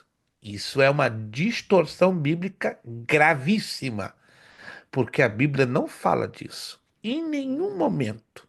A parábola do semeador deixa claríssimo que semente ela é aplicada, direcionada a quê? A palavra de Deus. Está notando? Se você já ouviu algum pastor, algum obreiro cheio da melhor intenção, na hora do ofertório, traga a sua semente aqui para o gasofilácio, coloque lá na bolsa ou na salva. Tá, biblicamente está erradinho. Sabe qual é o problema? A má interpretação de segunda carta aos Coríntios, capítulo 9, versículo 6. Vamos lá? Todo mundo, quase todo mundo, 90% dos obreiros escorregam. Estou falando dos obreiros. Mas se o povo escorrega por causa dos obreiros. Essa é a verdade. Se o povo desliza, capota, é por causa que os obreiros não estão bem orientados. E tem alguns que falam para a gente ainda fazer a prova, né, pastor? Meu Deus, aí, meu irmão, me dá vontade de dar uma coça. E bem dada. Segunda carta aos Coríntios, capítulo 9, versículo 6. Escute com atenção. Se quiser anotar, anote. E digo isto, que o que semeia pouco, pouco também ceifará, e o que semeia em abundância também ceifará. Minha pergunta: aonde está escrito aqui a palavra semente? Está escrito aqui? Não. Aqui está falando da lei da proporcionalidade. O que é a lei da proporcionalidade? Entreguei pouco, vou colher pouco. Entreguei muito, vou colher muito. Isso chama-se lei da proporcionalidade. Não é a lei da sementeira, não. Tá anotando aí? Se não está anotando, está perdendo uma oportunidade de ouro, tá? Então, cuidado que esse texto não tem nada a ver com semente. Aqui está falando de proporcionalidade. Você está dando muito, vai colher muito. Está dando pouco, vai colher pouco. Todos estão entendendo, gente? Sim, mas mas por que que usa para dinheiro ou para dízimo? Mas baseado em quê? Aonde? Pois é, é porque toda igreja faz isso aí. Mas Toda. baseado aonde? Alô? Qual é o Pois é, texto? por isso que eu estou perguntando, Qual porque é o toda Não. igreja faz isso aí. Isso aí, então, é um problema gravíssimo que vem lá de trás. Gente, não está se usando nenhum conceito básico de hermenêutica e de exegese. Vocês estão percebendo, gente, como isso é perigoso? Parece que a gente está tentando desconstruir. Mas esse versículo é o que mais leio na igreja, pastor. Sim, mas qual é, Sobre... qual é o outro texto bíblico que me dá apoio para este? Eu tenho que ter um outro. Se eu não tenho um outro texto que me dê apoio, então tem um negócio errado. O negócio não está batendo. Gente, isso é perigoso. Dizem que a Igreja Católica ensina tradições, mas parece que algumas igrejas evangélicas elas estão agarradas em cima de tradições sem base bíblica. Não tem base, não tem base, gente. Cuidado, isso é perigosíssimo. Eu já ouvi da boca de um pastor que estudou conosco, estuda, não está mais conosco. Ele ficou muito confuso. Pastor, peraí, o senhor está ensinando outra Bíblia? Não, estou ensinando a mesma Bíblia. Só que essa Bíblia que o irmão aprendeu, ela veio de um outro lugar. Mas é a mesma aqui, ó, igualzinha, 66 livros, sim. Mas você vai aprender algum princípio básico de hermenêutica bíblica? O que é isso? O que é hermenêutica? Começa por aí. Começa por aí, irmãos. Se um cristão não tiver uma noção básica, básica, básica de hermenêutica e exegese bíblica, de repente está pregando sem querer heresias. E aí? E agora? Como desconstruir um ensinamento errado vindo lá de trás? É complicadíssimo. Chega a ser quase impossível. Mas através deste livro aqui, ó, Jesus disse lá em João 8, 32 e 36: E conhecereis a verdade, e a verdade vos libertará. E desconstruir dói mais do que construir, você sabia? Desconstruir conceitos errados dói muito mais do que construir. Nós estamos batalhando aqui em prol das duas coisas: ajudar humildemente a construir a pura palavra de Deus. Mas no que estamos ajudando ou tentando ajudar para construir, queiramos ou não, vamos desconstruir alguns conceitos que não têm nada a ver com este livro.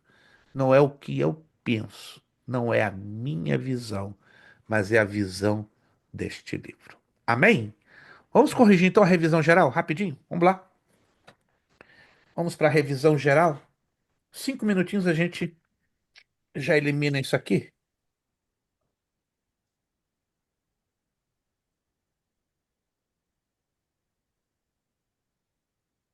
Página 13. Cite 5 áreas de aplicação do conhecimento das regras de interpretação da Bíblia. Já falamos isso lá atrás. Não é possível que você, aluno, não vai se lembrar disso. Alguém está me acompanhando? Se eu estou falando de uma revisão, eu já passei lá atrás. Lá atrás. Vim lá atrás. Vamos lá. Oração, evangelismo pessoal, trabalho pastoral, debate e devoção. Aí está. Repita, por favor, irmão Wilson, para quem está esquecido. De repente, precisa de um ginkgo biloba reforçado hoje. Pregação, evangelismo pessoal, trabalho pastoral, debate e devoção. Isto. Anotado?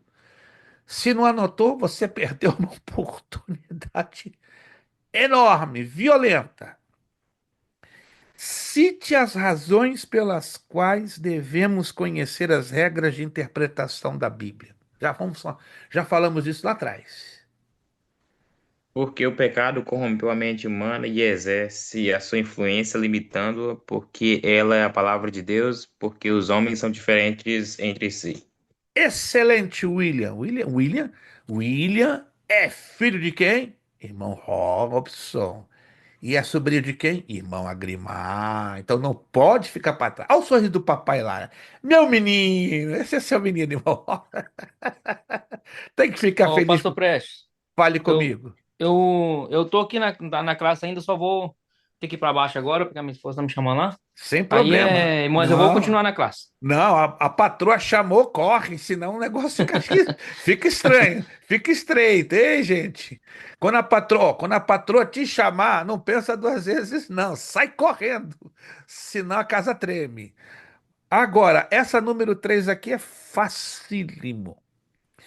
Relacione os textos abaixo com as 5 áreas de aplicação do conhecimento das regras de interpretação da Bíblia.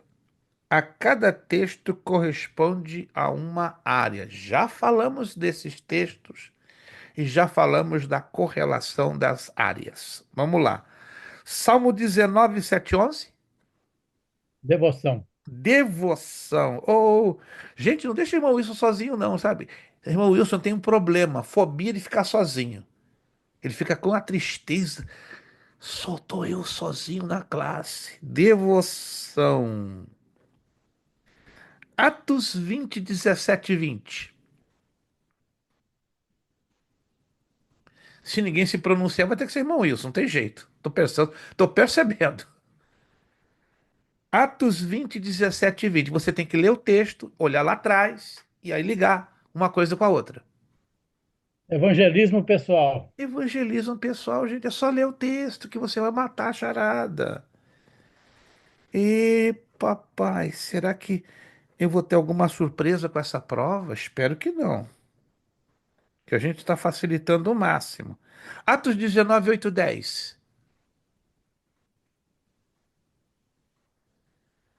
Eu espero alguém responder. Se você não está respondendo, é porque está difícil o negócio demais. Ou você não está lendo, ou você não está fazendo os exercícios. Aí vai ser complicado. Responde lá, irmão Wilson. Infelizmente, os irmãos vai que está destinado a ficar sozinho. Trabalho pastoral. Trabalho pastoral. Jesus. Ninguém fez esse exercício, gente. Isso aqui é sério. Se cair, então, na prova, como é que vocês vão ficar? Meu Deus. Trabalho pastoral. Mateus 19, 3, 6.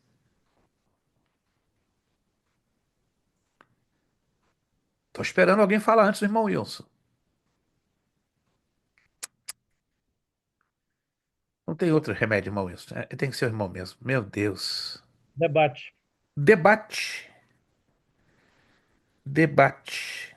João 7, 14 e 24. Vocês não estão lendo os textos. Essa é a conclusão que eu estou chegando. Se vocês não estão lendo o texto, vocês vão ter uma grande problemática na provinha. Vou fazer ela exatamente a cópia dos exercícios. Mas se vocês não estão lendo os textos, vai ficar bem complicado. Lamentavelmente, então, alguns de vocês vão ter uma boa dor de cabeça. João 7, 14, 24. Ninguém? Mal Wilson. Argumentação ou debate. Argumentação ou debate? Uau! Um pouquinho surpreso. Então, com mais razão, já esse exercício vai aparecer na prova. Já estou avisando. Se você não leu, eu vou forçar você a ler, para se lembrar. Jonas 3, 1, 4. Pregação? Pregação. Maravilha, William. William, graças a... Quebrou um silêncio papal. Parece que a gente está em conclave. Pregação. Aqui não é a Capela Sistina, não, meu irmão. Na Capela Sistina, tu tem que ficar caladinho até sair a eleição do Papa. João 4, 6, 26. João 4, 6 ao 26. Ninguém, nem o William se manifesta. Irmão Wilson, por favor. Evangelismo pessoal. Evangelismo pessoal. Uau, tá bem complicado, irmãos. Eu ia deixar fora essa parte, mas quando eu estou vendo que nenhum de vocês se dedicaram a ler os textos, com razão, ela vai aparecer na prova. Não tem jeito. Lamento. Parece que vocês criaram um pouquinho de dificuldade para vocês mesmos. E para fechar, Neemias 8:48. Neemias 8:48. Ninguém se manifesta? Além do irmão Wilson? Diga, irmão Wilson. Trabalho pastoral. Trabalho pastoral. É, eu estou percebendo que vocês estão lendo muito poucos textos. E a leitura pouca do texto dá o problema da interpretação. Aliás, do entendimento. Porque se eu não leio o texto, como é que eu vou entender? E se eu não entendo, como é que eu vou interpretar? Então, por favor, irmãos, façam um esforço. Façam uma revisão em todos esses exercícios da página 2 a 13. Primeira recomendação: façam uma profunda revisão de todos os exercícios entre a página 2 e 13. Segunda recomendação: leiam. Pega a Bíblia, separa um tempo, leia texto por texto, texto por texto. Não entendeu? Leia uma vez. Não entendeu? Leia duas. Leia até 5 vezes. Se você não entender um texto, leia pelo menos no máximo. Não é possível que lendo até 5 vezes você não vai conseguir interpretá-lo ou entendê-lo e, consequentemente, interpretá-lo. Terceira e última recomendação: procure memorizar as partes mais fáceis e curtinhas. As partes mais fáceis e curtinhas dos exercícios. Alguém está me entendendo, gente? Eu espero que esteja me entendendo. As partes mais curtinhas e fáceis. E eu vou cobrar este exercício que acabamos de fazer agora. O número 3, tá? Esse eu vou cobrar, esse vai aparecer. Não tem jeito, vai aparecer porque eu fiquei um pouco agora surpreso. Eu esperava que vocês tivessem tido tempo, tomado tempo para ler, mas a conclusão que eu cheguei aqui é que pouquíssimos de vocês leram. Então é uma forma de eu forçar vocês a lerem. Amém? Próxima aula, 8h30. 8h30. Vamos ser pontuais, vamos batalhar. 8h30, tá? De hoje a 2 semanas começaremos a nova matéria.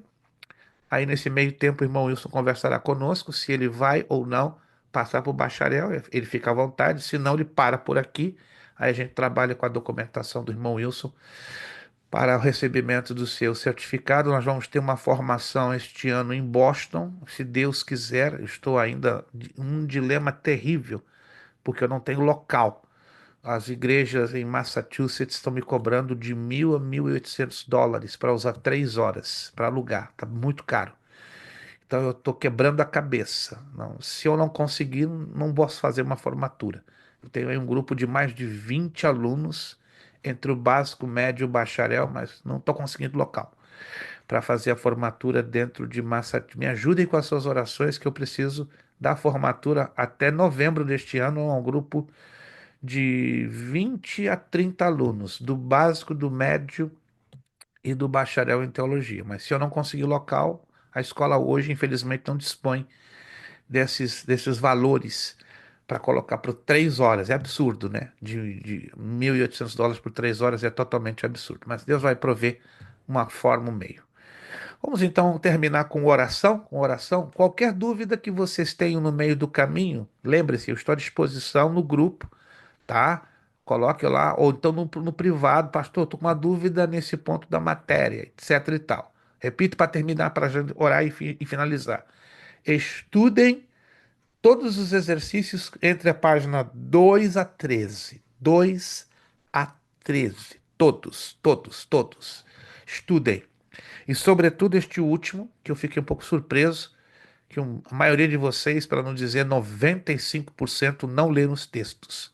Porque só o irmão Wilson e o irmão William que deram respostas. algo que já foi lido, estudado lá atrás, e o aluno tinha obrigação. Nesse ponto, eu sou sincero, tinha a obrigação de saber porque já passou por isso lá atrás, tá bom? Falo isso pelo bem dos irmãos, pelo carinho que eu tenho pelos irmãos, e porque os irmãos estão no curso médio, não estão no curso básico. No curso básico a gente até entende e dá um desconto, mas no curso médio, para passar no curso médio, a calça vai ficar um pouquinho mais apertada.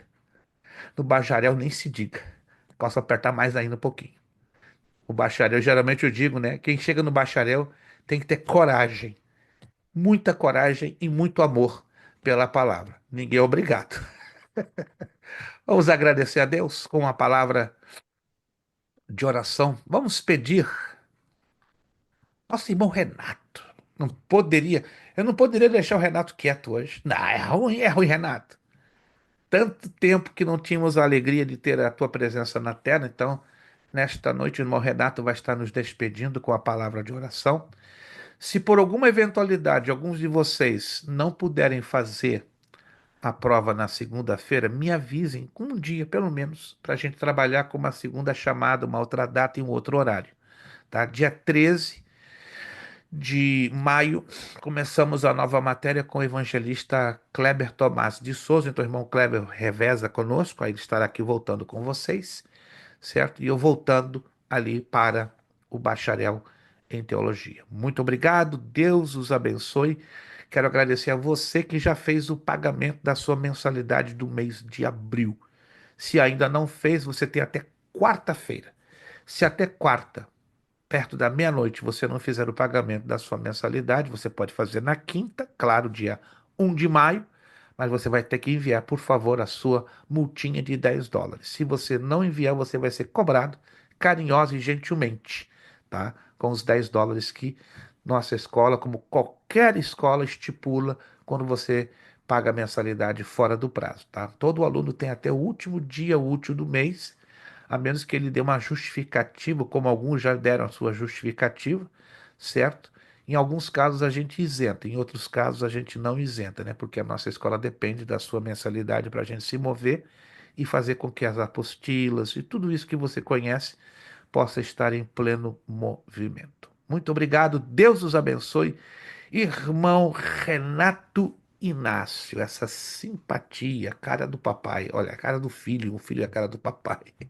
Agradecendo com a palavra de oração. Muito obrigado, Deus os abençoe. Vejo vocês próxima segunda-feira, 8h30, com a nossa provinha de hermenêutica e exegese 2. Irmão Renato orando e agradecendo a Deus. Pai, nós te agradecemos por esse momento especial de estarmos aprendendo a tua palavra. Pai, nós oramos para o nosso professor, ó Deus. Toma ele nas tuas mãos. Pai, abre a mente dele cada vez mais em sabedoria para nos ensinar, Pai. Nossos corações, a nossa mente, ó Deus, todo Aleluia. desânimo, Pai. Tudo aquilo que impeça nós de aprender a tua palavra, Senhor, para sair corretamente, Senhor, ensinando as pessoas, ó Pai. Graças te damos, Meu Deus. Pai, nós te agradecemos por tudo, ó Pai, por cada aluno que esteja aqui, Pai, aqueles que não puderam vir, ó Deus, mas que na próxima aula, Pai, estejam todos aqui, Senhor, para aprender da tua palavra, Pai. Te agradecemos da noite em paz, agradável de sono, ó Deus, que nós temos uma noite de descanso na tua presença e um dia abençoado, o resto de semana na tua presença, ó Pai. Nós te agradecemos em nome de Jesus. Amém. E Amém. Não corre, não corra, não. Ó. É o nosso lema para fechar tudo. Seriedade, seriedade, compromisso, compromisso, disciplina. disciplina, Seriedade, seriedade, compromisso, compromisso, disciplina. disciplina, Seriedade, compromisso e compromisso, disciplina. É necessário que ele cresça é necessário que ele cresça e que eu diminua. e que eu diminua. É necessário que ele cresça É necessário que ele cresça e que eu diminua. e que eu diminua. É necessário que ele cresça É necessário que ele cresça e que eu diminua. e que eu diminua. E a Deus damos o quê? A honra, a glória e o poder. Amém, Deus Jesus. os abençoe, beijo no É coração. tudo. Uma boa Segunda que noite. vem, dia 6 de maio, não se esqueça. 5 de maio, isso. Segunda, 5 de maio, não se esqueça, 8h30 da noite, nossa provinha de hermenêutica e exegese 2. Muito obrigado, Deus os abençoe. Bom descanso, a paz do Senhor, uma ótima semana a todos, em o nome de Jesus.